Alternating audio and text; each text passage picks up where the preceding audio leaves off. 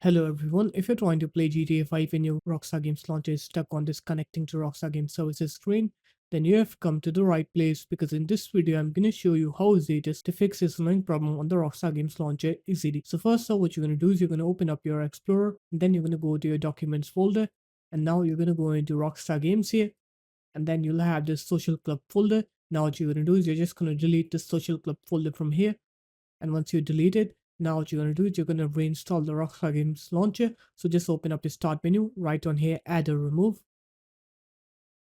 and then write Rockstar Games launcher here. Here it is. Just go ahead and uninstall it from your computer.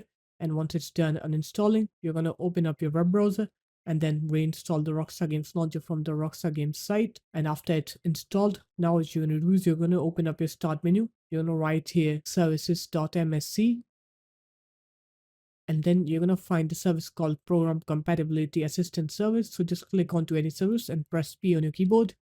Here it is, Program Compatibility Assistance Service. Right click on it, click Properties, and now click onto Automatic or Automatic Delayed Start and make sure the service is running. So just click Start on here. If it's already running, then leave it as it is.